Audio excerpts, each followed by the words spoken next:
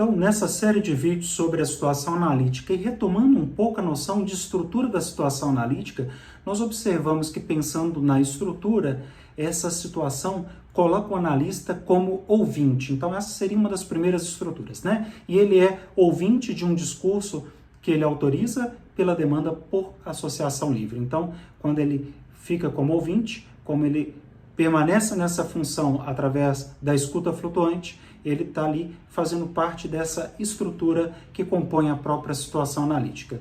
Em resposta a esse apelo, o analisante se coloca na posição de buscar a verdade sobre si mesmo e sobre o seu desejo.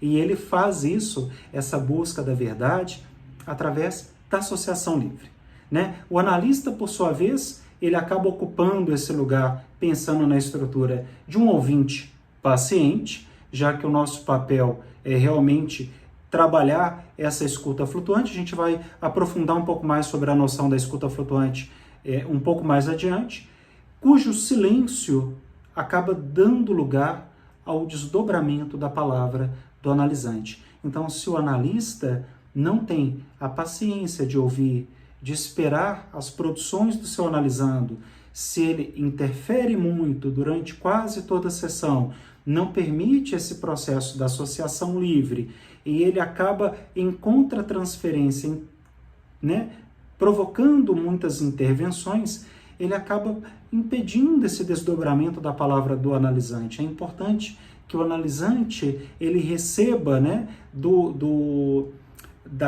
da clínica, do tratamento, né, da própria proposta que foi feita para ele, tudo aquilo que ele investe. Então, aquilo que o nosso paciente investe no tratamento é aquilo que ele recebe do seu analista, do seu terapeuta. Então, o que caracteriza de alguma forma a posição do analista é que ele vai ter essas intervenções, elas vão se dar a partir de uma dimensão significante. O que isso quer dizer, né? O analista é aquele que se dirige, de alguma forma, ou que dirige esse significante e que retroativamente decide acerca do suposto sentido do discurso que lhe é dirigido.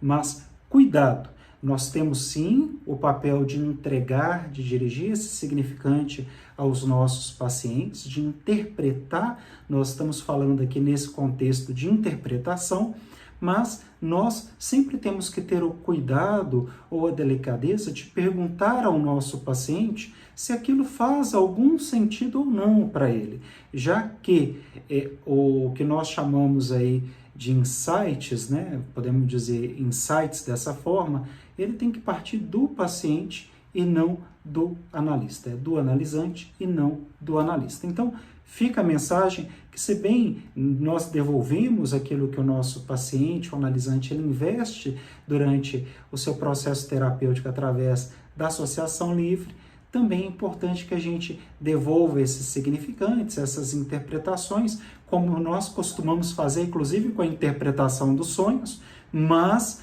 com esse cuidado de colocar em posição de que o próprio paciente avalie se faz ou não algum sentido para ele. Seria mais ou menos isso. Bom, o que ocorre não é da ordem, por exemplo, de uma identificação do analista ao sujeito do suposto saber, já que isso não diz respeito ao analista, né? Quando a gente fala um pouco desse sujeito suposto saber, nós estamos dizendo que ele é um efeito da própria estrutura da situação analítica, sendo que sua emergência supõe o respeito à regra fundamental da psicanálise. Então, quando o analisando fala, né, ele normalmente ele imagina que você tenha todas as respostas, né, que você está nessa posição do sujeito do suposto saber. Não quer dizer que você tenha que saber tudo ou que consiga interpretar tudo. Então, a gente também tem que rever com um pouco mais de atenção esse local do sujeito do suposto saber.